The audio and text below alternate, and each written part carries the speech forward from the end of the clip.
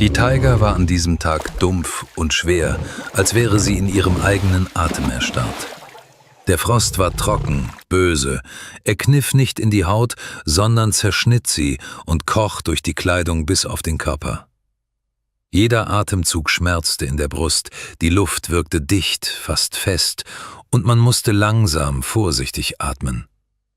Der Schnee lag als ebener, unberührter Teppich, der jegliche Geräusche dämpfte, und dadurch wurde die Stille nicht friedlich, sondern wachsam, als ob der Wald selbst auf jede menschliche Bewegung lauschte. Der Förster Stepan Matwejewitsch ging ohne Eile auf dem vertrauten Pfad. Er hatte fast sein ganzes Leben in diesen Gegenden verbracht und längst gelernt, die Taiga nicht mit den Augen, sondern mit der Haut, dem Gehör und einer inneren Anspannung zu fühlen. Er wusste, wie der normale Wald klang, und deshalb kam ihm das Geräusch, das er hörte, sofort falsch vor. Zuerst war es ein kaum wahrnehmbares, dumpfes, langgezogenes Geräusch, wie ein fernes Echo, das alles Mögliche sein konnte, der Wind, das Knacken von Eis, das Spiel des Echos zwischen den Bäumen. Stepan blieb stehen, richtete sich auf und zog seine Fäustlinge aus, um besser hören zu können. Er lauschte und hielt den Atem an. Das Geräusch wiederholte sich, und nun gab es keine Zweifel mehr. Es war ein Weinen. Kein Brüllen eines Raubtiers und kein Heulen einer Bestie, kein Schmerzensschrei und kein Drohsignal. Das Weinen war gebrochen, langgezogen, schwach, als käme es von einem Wesen, das kaum noch die Kraft hatte, laut zu schreien. In diesem Geräusch lag so viel Verzweiflung, dass sich in Stepan schmerzhaft etwas zusammenzog. Er kannte diesen Ton, so klingt jemand, der stirbt. Das Weinen kam aus der Richtung der alten Torfmoore. Stepan kannte diesen Ort gut. Dort befand sich ein Morast, kalt, tückisch, in die Tiefe ziehend, wo selbst die Tiere versuchten, sich nicht aufzuhalten. Die Menschen mieden ihn, denn der Sumpf verzieh keine Fehler. Der Verstand riet ihm, umzukehren, wegzugehen und so zu tun, als hätte er nichts gehört. Aber das Weinen wiederholte sich. Es wurde leiser, schwächer, als ob derjenige, der es von sich gab, die letzten Kräfte verlor. Und Stepan verstand. Wenn er jetzt wegginge, würde dieses Geräusch bis an das Ende seiner Tage in ihm weiterleben. Er ging los. Mit jedem Schritt wurde die Luft schwerer, ihm stieg der Geruch von Feuchtigkeit, Fäulnis und stehendem Wasser in die Nase. Der Schnee unter seinen Füßen veränderte sich, von trocken und fest wurde er locker, grau und gefährlich. Der Wald vor ihm schien sich zu teilen, und vor Stepan öffnete sich der Sumpf, schwarz, tot, als wäre er aus der tiefsten Tiefe der Erde gerissen worden. Mitten im Zentrum des Morastes stand ein Amurtiger. Das riesige Tier war bis zur Brust in Torf und Eiswasser versunken. Sein mächtiges Fell war völlig durchnässt, die Haare klebten zusammen, die Streifen waren verblasst, als wäre das Leben aus ihnen gewaschen worden. Die Vorderpfoten bewegten sich langsam in dem zähen Schlamm, aber jede Bewegung zog den Körper nur noch tiefer hinab. Der Tiger zitterte, sein Atem war schwer und abgehackt, aus seinem Maul drangen heisere, erstickte Laute. Er lag im Sterben. Nicht sofort, langsam und qualvoll. Das Eiswasser entzog ihm die Kräfte, raubte ihn die Wärme und machte den Kampf sinnlos. Manchmal hob der Tiger den Kopf und stöhnte leise. Darin lag keine Wut eines Raubtiers, nur Schmerz, Erschöpfung und Angst. Stepan stand am Rand des Sumpfes und sah, wie eines der stärksten Wesen der Taiga vor seinen Augen zugrunde ging. Und in diesem Moment schlug die Erinnerung scharf und unbarmherzig zu. Vor 15 Jahren hatte ein Tiger seine Frau Marina getötet. Damals herrschte ein ähnlicher Winter, Frost, Schnee und Stille. Marina hatte das Haus nur kurz verlassen und er war am Ofen geblieben, ohne sich etwas dabei zu denken. Dann kam die Unruhe, die Suche, die Schreie im leeren Wald. Dann Pfotenabdrücke und Blut im Schnee. Seit diesem Tag war Stepans Leben in ein davor und ein danach geteilt. Er hasste Tiger. Er fürchtete sie nicht, er hasste sie.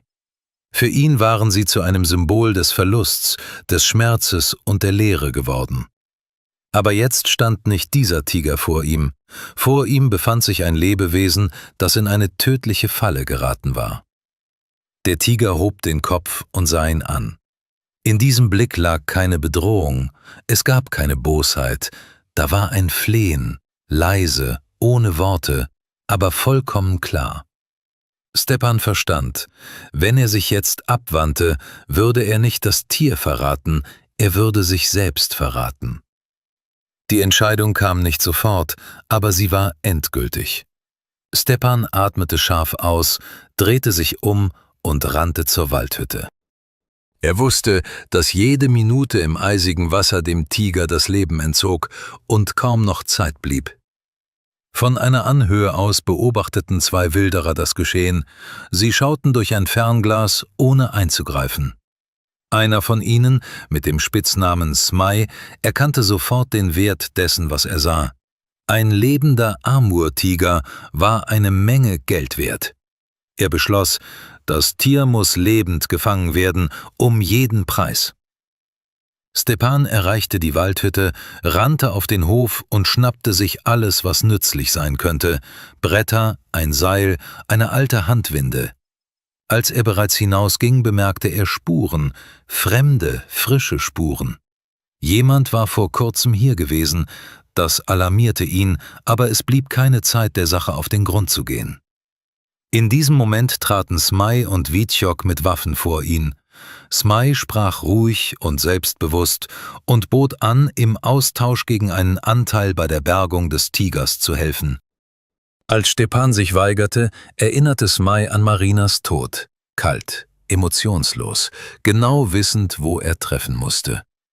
Stepan hielt sich zurück und bot an, ins Haus zu gehen, sich am Ofen aufzuwärmen und den Rettungsplan für den Tiger zu besprechen. In der Hütte war es warm. Er setzte Wasser für Tee auf und sagte, dass es keinen Honig gebe. Smai forderte ihn auf, den Plan zu zeigen. Da stieß Stepan abrupt den Topf mit kochendem Wasser auf den Boden. Dampf erfüllte augenblicklich den Raum, blendete und verwirrte sie. In diesem Nebel schnappte sich Stepan seine doppelläufige Schrotflinte und eine Axt und stürmte nach draußen. Die Jagd begann. Stepan rannte, ohne sich umzusehen. Der Schnee unter seinen Füßen war tückisch. An manchen Stellen trug die feste Kruste sein Gewicht, an anderen brach er ein, wodurch seine Beine stecken blieben und er aus dem Rhythmus kam. Die kalte Luft schnitt in seine Lungen, der Atem entwich in kurzen, schmerzhaften Stößen. Er hörte hinter sich Schreie und schwere Schritte. Die Wilderer hatten sofort verstanden, dass er sie ausgetrickst hatte, und preschten rücksichtslos vorwärts. Er führte sie absichtlich, Schritt für Schritt, immer weiter vom Sumpf weg. Stepan wusste sehr wohl, dass die Zeit jetzt gegen den Tiger arbeitete. Jede Minute, die das Tier im eisigen Wasser verbrachte, raubte ihm die Kräfte, und wenn er diese Zeit nicht gewann, wäre sein ganzer Versuch vergeblich. Deshalb rannte er so, dass es leicht war, ihn zu verfolgen, ohne sich zu verstecken oder seine Spuren zu verwischen. Der Wald um sie herum veränderte sich allmählich. Der dichte Fichtenwald wich einem lichten Birkenwäldchen, der Schnee wurde tiefer, die Luft schwerer. Stepan spürte, wie sich die Erschöpfung anschlich, wie seine Finger taub wurden, wie seine Beine schwerer wurden. Aber er blieb nicht stehen. Er wusste, ein Halt bedeutete jetzt die Niederlage. Irgendwann wurde er abrupt langsamer und hockte sich hin, während er aufmerksam in den Schnee starrte. Vor ihm zog sich eine breite, schwere Spur hin. Sie war frisch, tief, mit ausgefransten Rändern. An einigen Stellen verdunkelten Blutflecken den Schnee. Ein Bär, der keinen Winterschlaf hielt. Verwundet und hungrig. Das gefährlichste Tier, dem man im Winter in der Taiga begegnen konnte. Stepan betrachtete die Spuren genau und erkannte die Richtung. Der Bär ging auf den Sumpf zu, angelockt vom Geruch des sterbenden Tigers. Ihm gefror das Blut in den Adern. Wenn der Bär als erster dort ankäme, hätte der Tiger keine einzige Chance mehr. Genau da formte sich in Stepans Kopf ein Plan. Kein schneller und kein leichter, ein grausamer und gefährlicher Plan, aber es gab keinen anderen Ausweg. Er richtete sich auf und ging parallel zum Bärenpfad, wobei er absichtlich deutliche, gut lesbare Spuren hinterließ. Er versteckte sich nicht mehr. Er tat alles, um bemerkt zu werden und damit sie genau ihm folgten. Die Wilderer folgten tatsächlich seiner Spur. Witjok war nervös, sah sich oft um und murmelte »Smaj« etwas halblaut zu. Smaj hingegen war ruhig und stur. Ihn interessierte nur das Ziel. Er bemerkte nicht, wie der Geruch des Tieres immer stärker wurde, wie der Wald um sie herum sich scheinbar zusammenzog, wie die Taiga selbst sie an den Rand des Abgrunds führte. Der Bär tauchte plötzlich auf. Er trat hinter einer alten Zeder hervor, riesig, dunkel, mit schmerzverzerrter Schnauze. Sein Fell war zerzaust und stellenweise von Blut verklebt. Sein Atem war schwer, heiser und wütend. Vor Schreck schrie Witjok auf und schoss fast sofort, instinktiv und ohne zu zielen. Die Kugel streifte das Tier nur. Der Bär brüllte auf, sodass der Ton durch den Wald hallte und stürzte sich nach vorne. Alles geschah in Sekundenschnelle. Witjok hatte weder Zeit zurückzuspringen, noch seine Waffe nachzuladen. Der riesige Körper riss ihn von den Füßen und warf sich mit seiner ganzen Masse auf ihn. Der Schrei brach sofort ab, als wäre er einfach aus der Luft gerissen worden. Smaj wich zurück, schoss noch einmal, aber das änderte nichts mehr. Stepan sah nicht weiter hin, er drehte sich um und rannte zurück, dorthin, wo der Tiger geblieben war. Sein Herz schlug dumpf und schwer, ein Dröhnen war in seinen Ohren. Er rannte und spürte, wie Angst und Erschöpfung zu einem Ganzen verschmolzen. Er hatte nur einen Gedanken: rechtzeitig ankommen. Er wusste, dass der Tiger vielleicht schon nicht mehr atmete, dass das eisige Wasser auf Dauer keine Chancen ließ. Als Stepan den Morast erreichte, erstarrte er. Der Tiger lebte noch, sah aber schlimmer aus als zuvor. Er lag fast regungslos am Rande des Sumpfes. Sein Körper wurde von einem leichten, unaufhörlichen Zittern geschüttelt, sein Atem war flach und unregelmäßig. Die Augen waren halb geschlossen, der Blick trüb, aber in ihm glimmte noch immer das Leben.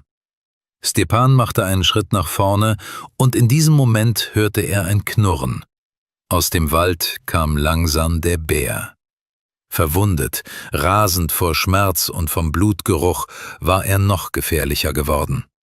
Er blieb etwa 10 Meter vom Tiger entfernt stehen, atmete schwer und knurrte tief, als ob er sich im Voraus an der nahen Beute ergötzte.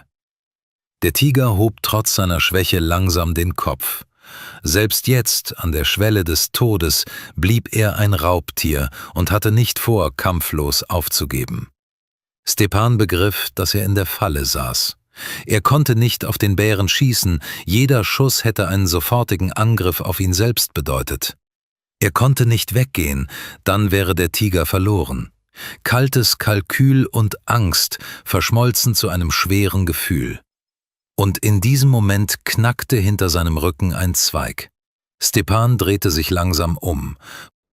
Smaj stand nicht weit entfernt und hielt den Karabiner. Sein Gesicht war verzerrt von Wut und kalter Entschlossenheit. Er sah sowohl den Tiger als auch den Bären und verstand, dass sich die Situation zu seinen Gunsten entwickelt hatte. Stepan hörte das charakteristische Klicken, Smaj entsicherte die Waffe. Es gab keinen Ausweg mehr. Stepan stand unbeweglich, spürte, wie die Kälte langsam unter seine Kleidung kroch, wie die Anspannung seine Muskeln verkrampfte. Vor ihm war der Bär, riesig, verwundet, rasend vor Schmerz und Blutgeruch. Hinter ihm Smaj mit dem Karabiner, bereit, jeden Moment zu schießen. Und zwischen ihnen, am Rand des Morasts, lag der sterbende Tiger. Der Bär blieb stehen, atmete schwer und knurrte tief. Sein Blick war trübe, aber fokussiert, auf die leichte Beute gerichtet. Er freute sich auf ein Festmahl. Der Tiger hob, trotz seiner Schwäche, den Kopf. Seine Bewegungen waren langsam, schwer, aber in dieser Geste war eine hartnäckige, ungebrochene Kraft zu spüren. Selbst jetzt blieb er ein Krieger. Stepan begriff, dass er in der Falle saß.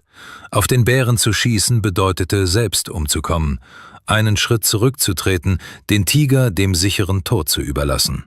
Und hinter seinem Rücken befand sich ein Mensch, für den all dies nur eine Frage des Profits war.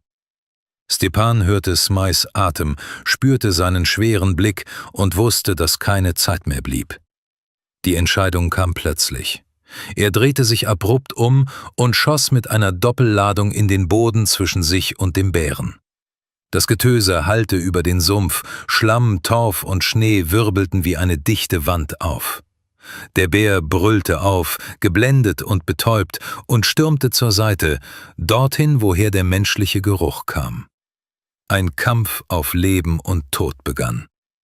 Der Bär stürzte sich auf Smaj und riss ihn von den Füßen. Smaj schrie, schoss, versuchte wegzukriechen, aber die Wut des Tieres war stärker. Stepan sah nicht weiter hin. Er nutzte diesen kurzen, zerbrechlichen Moment und stürzte auf den Tiger zu. Vorsichtig legte er einen Espenstamm quer über den Morast und verwandelte ihn in eine zerbrechliche Brücke. Unter seinen Füßen schmatzte noch immer der Schlamm, aber es gab keinen anderen Weg. Der Tiger öffnete die Augen und knurrte dumpf, beim Versuch, sich zu verteidigen. Es war ein schwaches, gebrochenes Geräusch, aber darin lebte immer noch die Gefahr. Stepan blieb stehen und begann zu sprechen. Ruhig, leise, ohne abrupte Bewegung. Er sprach nicht mit Worten, er sprach durch Intonation, durch Atmung, durch bloße Anwesenheit. Er verstand, jetzt brauchte der Tiger keine Anstrengung, sondern Vertrauen. Langsam riss er den Ärmel seiner Wattejacke ab und knotete ihn zusammen, sodass er eine Art Seil bildete. Der Tiger verfolgte jede Bewegung mit trüben Augen. In ihnen lag keine Bosheit mehr, nur noch Müdigkeit und Schmerz. Vorsichtig legte Stepan die Schlinge um den Hals des Tigers. Das Tier wehrte sich nicht. Den Stamm als Flaschenzug nutzend, begann Stepan zu ziehen. Es war eine letzte, schwere Anstrengung. Seine Hände rutschten ab, seine Beine sanken in den Schlamm, sein Atem stockte. Jeder Zentimeter war mit Schmerzen verbunden. Er zog und legte alles, was ihm noch geblieben war, in diese Bewegung. In diesem Moment tauchte Smaj hinter den Bäumen auf. Er war verwundet, blutüberströmt, sein Gesicht war verzerrt von kaltem, tierischem Hass. In seinen Händen hielt er den Karabiner und zielte auf Stepan. Der Bär lag regungslos da und drückte die Erde mit seinem schweren Körper nieder. Smaj machte einen Schritt nach vorn, bereit, alles mit einem Schuss zu beenden. Stepan hielt nicht inne, er machte eine letzte Anstrengung, und der Tiger riss sich aus dem Sumpf frei. Sein schwerer Körper stürzte direkt vor Stepans Füßen auf den festen Boden. Für einen Moment schien es, als sei das Tier tot. Smaj hob den Karabiner. Und in diesem Moment sprang der Tiger auf. Die Bewegung war pfeilschnell und schrecklich. Die Vorderpfote stürzte mit solcher Wucht auf Smaj herab, dass der Schlag ihn genau am Hals traf. Die Arterie war zerrissen. Smaj stürzte in den Schnee, ohne einen Laut von sich zu geben. Alles war vorbei. Es herrschte absolute Stille. Die Taiga erstarrte wieder, als wäre nichts geschehen. Stepan stand da, atmete schwer und sah den Tiger an. Das Tier erhob sich langsam, sah sich um, richtete den Blick auf den Menschen und ohne sich noch einmal umzusehen, verschwand es im Wald, löste sich zwischen den Bäumen auf. Stepan blieb allein zurück. Später erhielt er eine Nachricht von der Biologin Anja. Der Tiger hatte überlebt und sein Territorium zurückerobert. Stepan las die Nachricht mehrmals und lächelte zum ersten Mal seit 15 Jahren. Und am nächsten Tag ging er an den Waldrand und sah frische Tigerspuren im Schnee. Er stand lange da und sah sie an, dachte darüber nach, ob er richtig gehandelt hatte, als er das Raubtier rettete. Und zum ersten Mal seit vielen Jahren war er innerlich im Reinen.